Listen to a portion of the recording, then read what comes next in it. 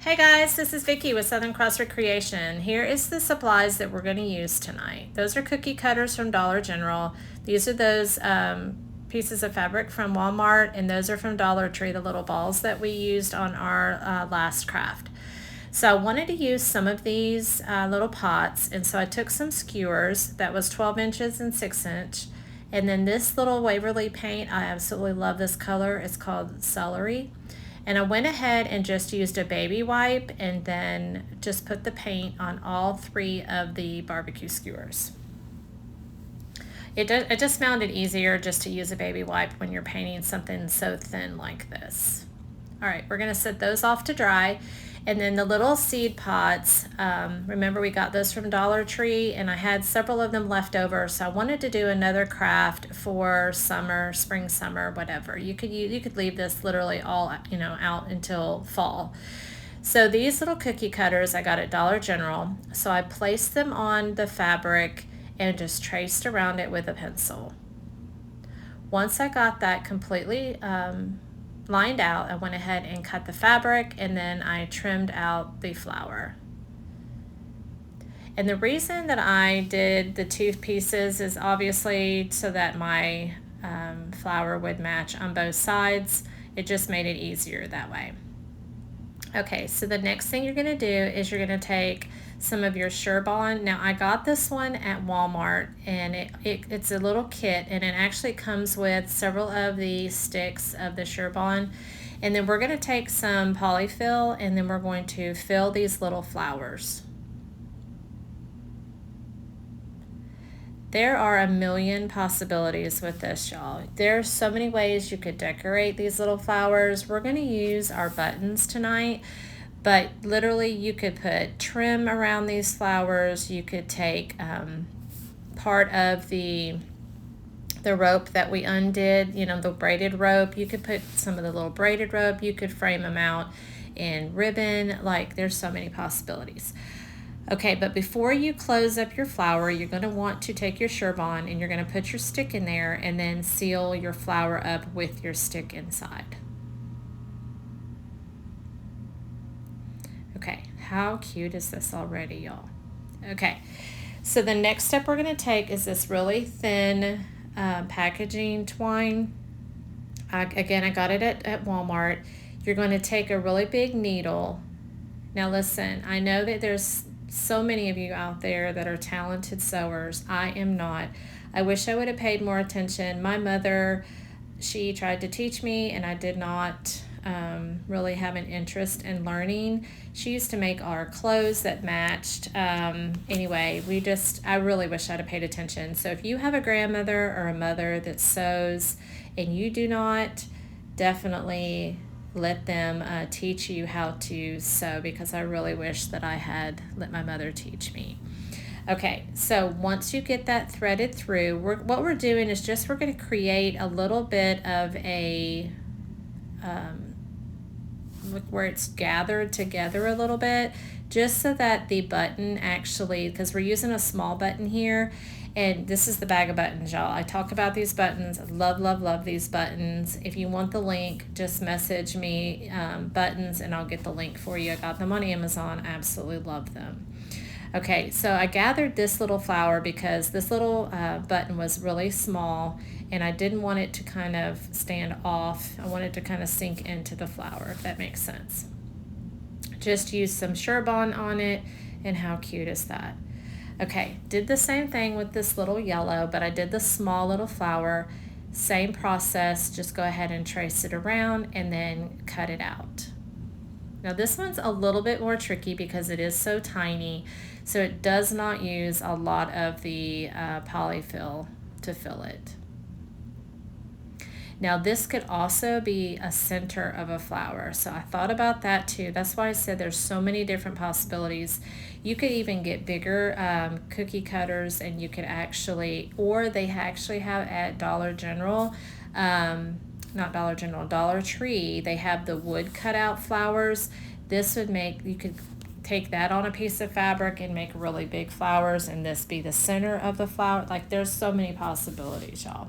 Just here to give you some inspiration. Okay, so then again, I went ahead and put my stick in there, And then I'm going to also fray this one. I wanted this one to look a little bit different. And again, there's so many possibilities. So I just took some of my, my fingernails and just kind of frayed the end of it, because that's kind of what flowers are. They're not perfect. Some of them, you know, look wonky, you know, they're one-sided, whatever. So don't stress too much over the look of your flowers. Just have fun with this. Okay, so I went ahead and threaded it again, got me a little bitty center there. And then we're going to take another button and then take your Surebonder and then glue your button right on there. How cute are these? I just kept wanting to make these, y'all, because they were so fun. Okay, so now I want to explain to you what this is. This is actually, I had some Christmas cookie cutters, and this was a snowflake, but the more that I looked at it, the more it looked to me like a flower. It could be a flower for, you know, spring and summer. So I went ahead and tried it, and it was probably my favorite one that came out. Look how cute he is. Okay, same thing, same process. Just get your Surebonder and stuff it. Now this one, because it was a bigger button and a bigger flower, I just went ahead and did not sew the little indentation. I just put it right on there. Okay, so the next step you're going to do is you're going to lay your pot down just like I did and measure your flowers laying down. Went ahead and got my measurement, and then I just poked it right down into the pot. This would be so super cute on a tiered tray, y'all. If you made several of these with different patterns, but coordinating patterns, how cute would these be? Okay, again, lay them out, then hot glue them into place. And I really love these colors together too as well. And then I brought my little yellow one down even further and just kind of staggered them. Is this not adorable, y'all?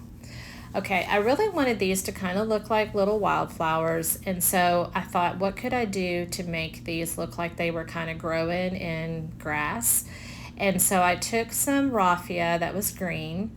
You can get it at Hobby Lobby. And then I took a toothpick, or part of my barbecue skewer, sorry. And then I just rolled it into the hot glue. Now, this is not Surebonder, this is regular hot glue. And then I poked it down into my pot to make it look like it was growing in the grass. How cute is this? Now you could make so many of these and kind of have grass coming out all over. I did make several of them. This is another one that I did. But I knew I wanted to use some moss in there as well, because I just love the way moss looks in little pots.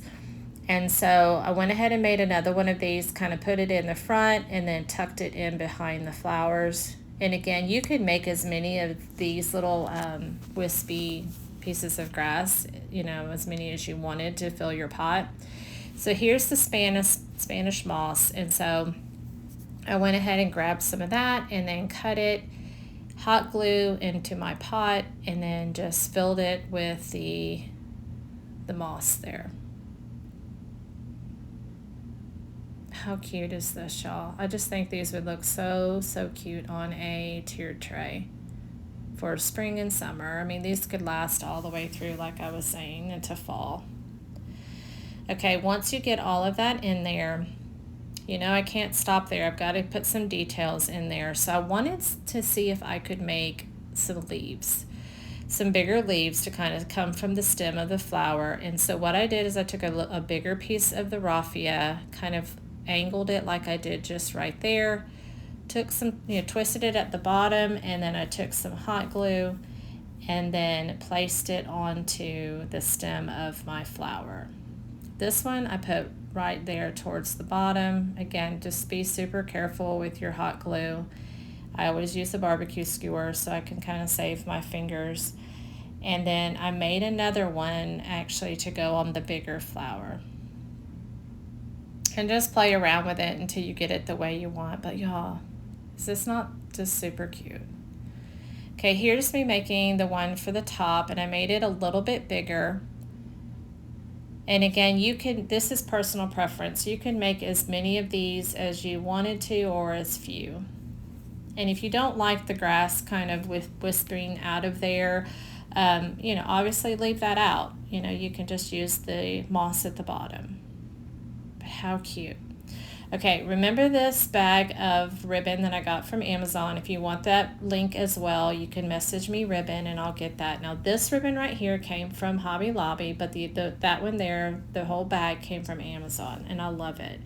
So I'm going to make me a messy bow. I've showed y'all this before. And then this little white ribbon also came from Hobby Lobby. And then I thought, okay, I want to get some into my messy bow. And again, some of you guys do not like raffia, and that's okay. Just leave this step out. But if you do like that messy look, then, you know, definitely get you some raffia to put in there. Again, pinch the ribbons in the middle, and then do it crisscrossing just like that, kind of like a railroad sign. And then I went ahead and put the white on there. I thought that would look a lot prettier that way because it was see-through. And then I put my raffia and then my ribbon, the see-through ribbon at the top. Took a piece of twine and get it super tight, and then we're going to fluff that out. I do want to take a minute just to thank you for being on my page. I really appreciate each and every one of you. I hope you guys, the ones that got the napkins in the mail, I really hope that you enjoyed getting those. I'll be getting some more and sending those out, so don't be bummed about it. I'm going to try to get as many napkins as I can so we can craft with them, but always be on the lookout. And again, just thank you so much. Thank you for passing it down the road, which means share, like, and comment. And also just let me know if you need supplies and I'll get those to you. Okay, we're going to make a tag for our little pot here. So I took my paper towel roll. And then again, these are my alphabet stamps that I absolutely love. Those came from Amazon as well. And then I wanted to get the wording of bloom where planted. And I thought that would be really cute on this little tag. And so the thing I love about these little stamps is they have uppercase and lowercase, and they also have numbers. So there's so many possibilities. You could put on your tag whatever you chose to put on there. This is just something that I thought would be cute for this little pot because of the fact that, you know, there's grass in the pot and these flowers are flourishing anyway. And so bloom where planted. And then once I got that on there, this little next step that I did is this little ink pad right here came from Dollar Tree, and I love it as well. So that one came from Dollar Tree, and I love to kind of dirty up the tag. Okay, once you get that all nice and dirty on there, then you're going to take this and make it look like it's not new, obviously. It's been out in the weather, whatever. So I just wrinkle it all up, just as, you know, you can do that as much or as little as you choose. And then the next step, you're going to take a piece of twine and put it through there, and then we're going to just tie it around our bow. Once you get that tied, then obviously you're going to just cut the excess of the string off. Now I did have to go back and cut my bow down just a little bit because it was covering up my words and I did not like it. But I actually like the bow even smaller like that. I just think it looks cute. But y'all, how stinking cute is this? I hope you guys enjoy this. I hope that you'll try it. You can also visit me on YouTube at Southern Crossroad Creations. Thanks, guys.